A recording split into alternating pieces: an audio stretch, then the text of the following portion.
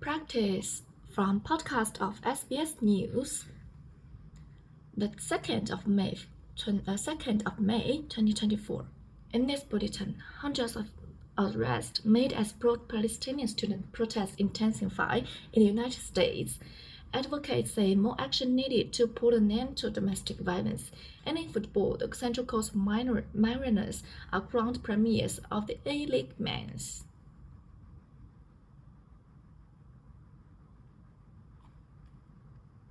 Advocates say federal financial support for women escaping violent relationships may not be enough. The Albanese government has announced a $925 million package that will provide up to $5,000 for women escaping violent or abusive situations, as well as tackle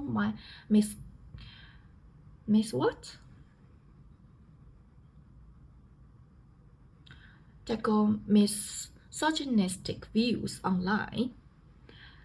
The funding for the Living Violence Program, under which those fleeing domestic violence can receive up to $1,005 in cash and $3,005 in goods and services, will run over the next 5 years. Sue Webbick is Chief Executive Officer of the Canberra-based Domestic Violence Crisis Service. She told SBS News she's worried that there's not enough funding to meet the challenges community support services are facing. I'm nervous that this is a great announcement that is not going to have the depth of impact that we would hope to see across our community. I'm worried about how we support the community and the model of service delivery that we funded to support their applications through the EVP, and how we manage that is not exactly what we are hoping for. The final decision in the case of a 15-year-old man who've been charged with conspiring on the Terrorism Act is set to be announced by the court on Thursday. The young man faced the court on Wednesday after being arrested in a counter-terrorism raid by New South Wales police. The defense claimed he was quiet and respectful boy who had confidence issue with messages found by police in the group chat showing the young man had said he wanted to attack non-Muslims. In a separate message, the 15-year-old also said he was friends with the 16-year-old who stabbed an Orthodox Christian bishop in Wakeley. The young man's solicitor, Armin Dean, has argued that the conversations presented by police did not amount to substantial planning, and hundreds of pro-Palestinian student demonstrators have been arrested by police in New York City as protests intensify across the United States. More than 300 arrests were made in an attempt to disperse student demonstrators from a building inside Columbia University.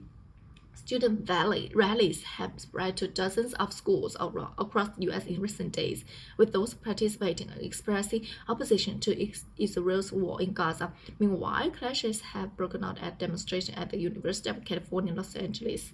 Footage broadcast on U.S. television showed protests at UCLA clashing with sticks and tearing down metal barricades, while others were launching fireworks or throwing projectiles. CNN reports the clashes erupted just before the dawn between rival pro-Palestinian and pro-Israeli groups. Early on Wednesday, a spokesman for the Los Angeles mayor said in a post on his social media platform X, the police department was responding immediately to the university request for support on campus. 19-year-old sociologist Alaya Medina says it's disappointing the protests can't be carried out peacefully. It's very sad to see that some people cannot, protest peacefully, but I think it's for a great cause. These students are here to speak their voice and speak for people who aren't able to, and actually stand up for something they believe in. So it's a beautiful thing, but at the same time, I wish it was kept peacefully. And in football, the Central Coast Mariners have been crowned A-League Men's Premier for the 2023 and 24 season after their 2-0 win over Adelaide Gosport. Jack Farrell put a salute to the celebrations, heading home a Michael Dogger free kick from the left 9 minutes before the end of the first half. Max Bella doubled the lead for the home side on 76 after stealing the ball in Adelaide's area and putting past Ethan Cox. It comes after the Central Coast's most recent success in the FC Cup, where they became the first Australian team to advance to the final. The A-League champion will now go on to defend their title in the finals that start this weekend. And that is all of this week practice.